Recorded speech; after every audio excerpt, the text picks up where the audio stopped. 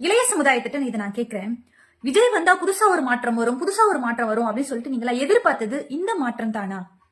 இந்த மாற்றம் தேவைதானா? யோசிச்சு பாருங்க. துக்கம் நடந்த வீட்டுல உள்ளவங்க எல்லாத்தையும் வர சொல்லி அவங்க ஒரு இடம் சென்னை, என்னங்க இது எனக்கு புரியவே இல்லைங்க. இந்த மக்களும் போறாங்க பாருங்களே.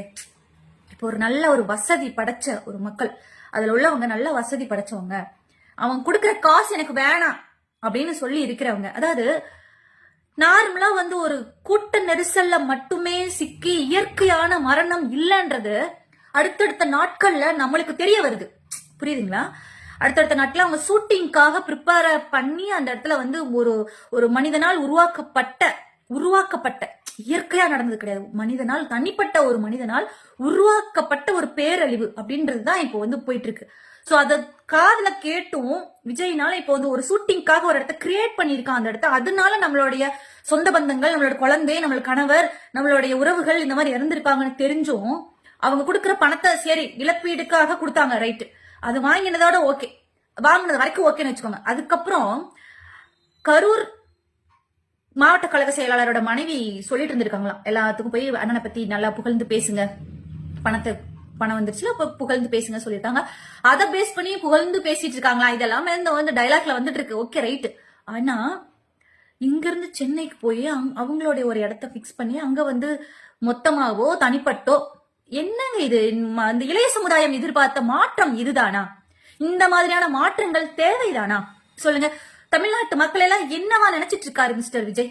என்னதான் நினைச்சிட்டு இருக்காங்க? அப்படி எல்லாம் காதுல பூ சுத்திட்டு அப்படியே பைத்தியங்களாட்ட சுத்திட்டு இருக்கோமா என்ன? கரூர்ல உள்ள மக்கள் இப்படி இல்ல, எனக்கு புரியவே இல்லைங்க நிஜமா. தன்மானம் உள்ள எந்த ஒரு மனிதனா இருந்தாலும் இப்படி போவாங்களா? ஒரு இடத்த பிக்ஸ் பண்ணி அங்க வர சொல்றான், அவன் ஏரியாவுக்கு வர சொல்றான், நம்ம போவோமா? சொந்தத்திலேயே ஒரு பரம்பரை சொத்தாவே இருந்துச்சுனாலும் தன்மானத்துக்கு ஒரு இலக்குன்னு வரும்போது, அதாவது பரம்பரை சொத்து, இது என் பாட்ட சொத்து, ஆனாலும் அவன் ஒரு பேச்சு பேசிட்டான், சித்தப்பா பையனா ஒரு பேச்சு பேசிட்டான், பெரியப்பா பையனா ஒரு பேச்சு பேசிட்டான், எனக்கு அது வேண்டாம், அவன் என்ன பேசுறது, அவன் என்ன அப்படிதான் இருப்பமே தவிர மதியாதார் தலைவாசல் மிதியாதே. சரிங்களா? இதுதான் நம்மளுடைய பண்பாடு. என்னங்க இது? எனக்கு புரியவே இல்லைங்க. இப்படி ஒரு தன்மானம் போய் மக்கள் போறாங்கன்னா அவங்களுக்காக நம்ம இவ்வளவு நாள் நம்ம பேசணும் இல்லையா? அதாவது அவங்களுக்காக இப்ப துக்கம் நடந்துருச்சு, இதெல்லாம் எவ்வளவு பெரிய விஷயம், எவ்வளவு பெரியான கஷ்டம் அப்படின்னு சொல்லிட்டு அவங்களுக்காக நம்ம பரிந்து பேசணும் இல்லையா?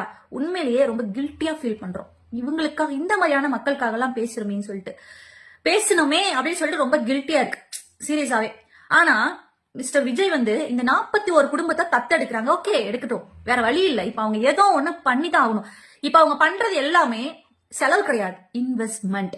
ஓகே, அரசியலுக்கு அவங்க பண்ற இன்வெஸ்ட்மெண்ட். இத தமிழ்நாட்டு மக்கள் தான் புரிஞ்சுக்கணும். சரி, ஓகே, இப்ப போயாச்சு, சென்னைக்கு எல்லாரும் போயிட்டாங்க, ஓகே, இந்த பிரச்சனை முடிஞ்சு. அவங்கள பணத்தை கொடுத்தாச்சு, அவங்கள அவங்க 41 குடும்பத்தை பார்க்கவே இல்லை, இன்னும் துக்கத்தை அனுசரிச்சு பேசவே இல்லை, அந்த பிரச்சனை இன்னையோட முடிஞ்சுன்னு வச்சுக்கோங்களேன்.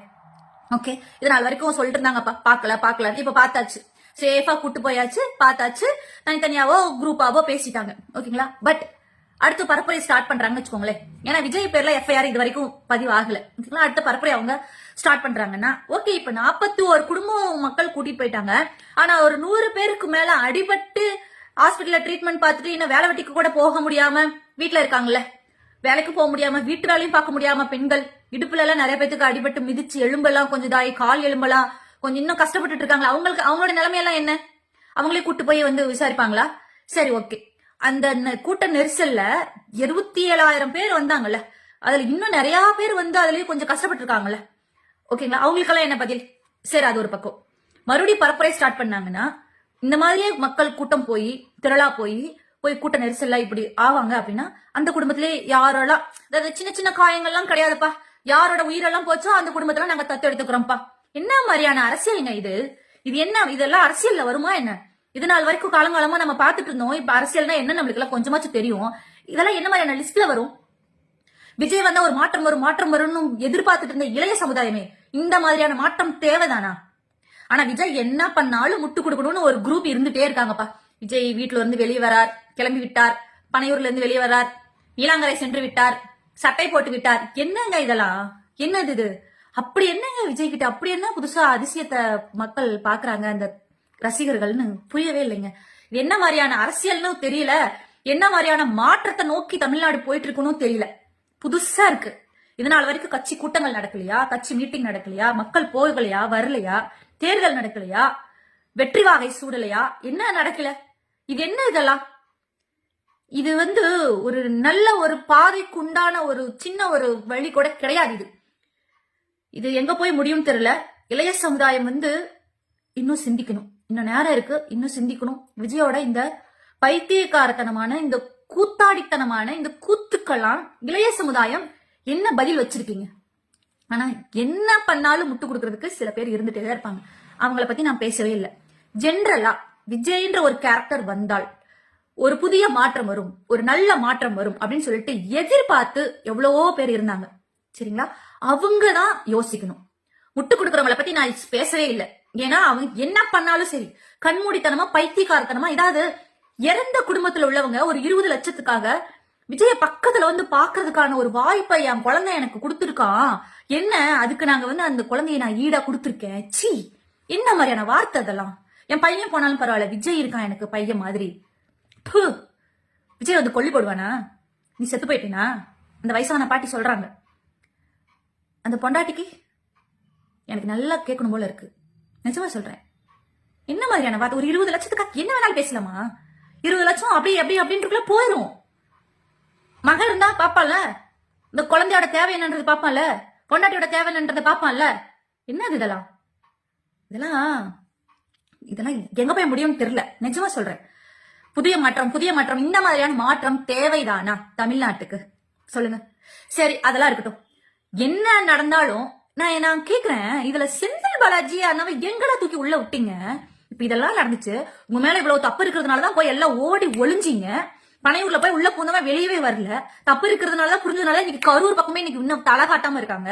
என்ன அப்படி என்ன பண்ணிடுவாங்க? கரூருக்கு அப்படி என்ன பண்ணிடுவாங்க சொல்லுங்க? அப்படி என்ன பயம்? ஃபர்ஸ்ட் கரூர் மேல என்ன பயம்? இந்த பயம் முன்னாடியே இருந்திருக்கணும். உயிரிழப்புகள் நடக்காமையா இருந்திருக்கணும். எங்கேயோ போட்ட மீட்டிங் அப்படியே திருப்பி விட்டீங்க, கரூருக்கு வந்தீங்களா, அப்ப இருந்திருக்கணும் இந்த பயம். அப்ப இல்லாம இப்ப என்ன பயம் சொல்லுங்க? இப்ப என்ன பயம்? சரி, பயந்துட்டீங்க, ஊர் பக்கம் வரல. எலெக்ஷன் வரைக்கும் இப்படியே வராம இருப்பீங்களா? சொல்லுங்க. எலெக்ஷன் வரைக்கும் திரும்ப இதே மாதிரி கரூர் பக்கமே வராம இருப்பீங்களா? இல்ல வேற பக்கம்னா அப்படி வெளியில போகாம இருப்பீங்களா? கரூர் மக்கள் அங்க வர சொல்லி, துக்கம் நடந்த வீட்டு உள்ள மக்கள் அங்க வர சொல்லி பேசுனதுனால இந்த பிரச்சனை இதோட முடிஞ்சிருச்சா? தமிழ்நாடு முழுக்க இந்த 41 குடும்பத்துக்கு நாங்க பண்ணணும், அவங்களை நாங்க தத்து எடுத்துட்டோம், இதுதான் உங்களுடைய தேர்தல் பரப்புரையா இருக்குமோ? எங்கனால கூட்டத்துக்கு இறந்தவங்களுக்கு நாங்க தத்து எடுத்துக்கிட்டோம் அப்படின்றது இதுதான் உங்களுடைய தேர்தல் பரப்புரை ஆரம்பம். கட்சி அடியெடுத்து வைக்கும் போதே சூப்பர், 41 உயிரை போட்டு நசுக்கி அது மேல ஏறி நின்னு தாவேக்கான்ற ஒரு கொடி பறக்கணும். அதுதான் புதுசா விஜயோட மாற்றம். நல்லா இருக்கு உங்களுடைய மாற்றம். இளைய சமுதாயமே, இந்த முட்டு கொடுக்கும் இளைய சமுதாயமே, உங்கள் விஜய் அண்ணாவோட மாற்றம் ரொம்ப நல்லா இருக்கு. ஒவ்வொருத்தரோட குடும்பத்துக்கு வரும்போதுதான் இது தெரியும். ஏதோ பக்கத்துல ஊரு. சரி, நான் ஒரு விஷயம் கேக்குறேன். ஈரோடு மாவட்டத்துல இருந்து ஒரு வயசானவர் போயிருக்காரு, கண்ணு தெரியாத ஒரு அம்மா, அவங்களோட ஃபேமிலி, இதெல்லாம் கேள்விப்பட்டிருப்பீங்கன்னு நினைக்கிறேன். அந்த வயசான அம்மா, கண்ணு தெரியாத அம்மாவோட குடும்பத்தார் அந்த அம்மாவை இப்ப தத்தெடுக்கிறாங்களாட்டு இருக்கு. இத்தனை நாள் குறிச்சு தான் பாத்துட்டு இருக்காங்க. பையன் இருந்தா, பையன் இறந்து போயிட்டான். இப்போ அந்த கணவருக்கே தெரியாம அந்த வயசான அம்மாவோடைய குடும்பத்தார் கூட்டு போயிட்டாங்க. அந்த பெரியவர் அங்க போய் மகாபலிபுரத்துல வெளியே சுத்திட்டு இருக்காரு. என்ன உள்ள விட மாட்டேங்கிறாங்க, எனக்கு உள்ளே விடல, எனக்கு தகவலே தெரியல, என்னையும் கூட்டிட்டு வரல. அந்த குடும்பத்தார் எங்களை கூட்டிட்டு போயிட்டாங்க, அவங்களை கூட்டு போயிட்டாங்க, என்ன உள்ள விட மாட்டேங்கிறாங்க, பணத்துக்கு ஆசைப்பட்டு என் பொண்டாட்டியும் உள்ள கூட்டு போயிட்டாங்க, என்னை உள்ள விட மாட்டேங்கிறாங்க அப்படின்னு சொல்லிட்டு இருந்தார். இதெல்லாம் உங்களுக்கு தெரியுமா என்னன்னு தெரியல. இப்போ இந்த இடத்துல யோசிக்க வேண்டிய ஒரு விஷயம் என்னன்னா, கரூரில் நடந்த தாவேகா பரப்புரைக்கு ஈரோடு மாவட்டத்தில இருந்து ஏன் வந்தாங்கன்னு யாராவது கேட்டீங்களா? பவானில இருந்து ஒருத்தவங்க வந்திருக்காங்க ஈரோடு மாவட்டம், ஏன் வந்தாங்க அப்படின்னு யாராவது கேட்டீங்களா? கேட்கல. விஜயோடைய கூட்டத்தை காட்டணுன்றதுக்காக, கரூர்ல பெரிய கூட்டத்தை காட்டணுன்றதுக்காக விஜய் கூடவே நாமக்கல், அதாவது குளித்தலையில இருந்து அவங்க திருச்சி ஏர்போர்ட்ல இருந்து வரதுல இருந்து அங்க இருந்தே மக்கள் கூடவே வந்திருக்காங்க. நாமக்கல்ல பேசிட்டு திரும்ப வரும்போது அங்க இருந்தும் கூடவே வந்திருக்காங்க. அதெல்லாம் சேர்ந்ததுனாலதான் இங்க கூட்ட நெரிசல் அதிகமாச்சுன்றது இப்பவாவது உங்களுக்கு புரியுதா மக்களே? கரூரில் நடந்த ஒரு பரப்புரைக்கு மற்ற மாவட்டங்கள்ல இருந்து ஏன் வரணும்? வந்ததுனாலதான் இந்த பிரச்சனை நடந்துச்சுன்றது தெள்ள தெளிவா இதுக்கு மேல புரிய வைக்க முடியாது மக்களே. ஆனாலும் இதுவரைக்கும் நடந்த ஒரு விஷயத்தையும் கண்ணு முன்னாடி பார்த்தவங்களை தாண்டி இந்த மாதிரியான தகவல்கள் எல்லாம் கேக்குறாங்கல்ல, கேக்குறவங்களுக்கே கண்டிப்பா புரியும். கரூர்ல நடந்த ஒரு விஷயத்துக்கு ஈரோடு மாவட்டத்துல இருந்து ஏன் வந்தாங்க, எப்படி தெரியும், எப்படி வர வச்சாங்க? அவங்க எல்லாம் இந்த மாதிரி நிறைய பேர் வந்ததுனால தானே அந்த இடத்துல கூட்ட நெரிசல் அதிகமாச்சு. ஒரு லிமிட், ஒரு 10,000 பேர் பர்மிஷன் வாங்கியிருக்காங்க அப்படின்னா 27,000 பேர் அங்க வர்றதுக்கான காரணம் என்ன? விஜய் வர்றதுக்கு கொஞ்சம் முன்னாடி வரைக்கும் அங்க ஆட்டம் பாட்டம் எல்லாரும் ஜாலியா செட்டு வச்சுட்டு பாட்டு பாடிட்டு சூப்பரா வைப் பண்ணிட்டு இருந்திருக்காங்க. விஜய் வரும்போதுதான் அந்த கூட்ட நெரிசலே வந்திருக்கு. போலீஸ் என்னங்க கனவா கண்டாங்க சொல்லுங்க? விஜய் வரும்போது அவ்வளவு கூட்டம் வரும், திடீர்னு இப்படி ஒரு போலீஸ் எல்லாம் கனவா கண்டாங்க? காவல்துறை இன்னும் சரியா நடந்திருக்கணும், காவல்துறை இன்னும் பாதுகாப்பு கொடுத்திருக்கணும். என்னங்க பாதுகாப்பு கொடுத்திருக்கணும்?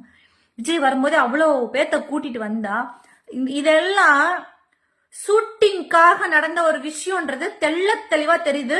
பஸ்ல ஷூட்டிங் அந்த 63 ட்ரோன் கேமராவுடைய சிஸ்டம் எல்லாம் பஸ்ஸுக்குள்ள இருந்திருக்கு. இதெல்லாம் நாட்பட தான் ஒரு விஷயமா வெளியே வந்துட்டு இருக்கு. மக்களே, இந்த இடத்துல விஜயோடைய இந்த கேவலமான இந்த மாற்றத்தை மக்கள் புரிஞ்சு நடந்துக்கணும், அவ்வளவுதான். முட்டு கொடுக்கறவங்களை பத்தி, விஜய் என்ன பண்ணாலும் விஜய்க்காக முட்டு கொடுக்கறவங்களை பத்தி நாம பேசவே இல்லை. பொதுவா விஜய்னால ஒரு மாற்றம் கிடைக்கும்னு நம்பி ஏமாந்து இருக்கக்கூடிய இளைஞர்களுக்கு தான் இந்த பதிவு. நன்றி.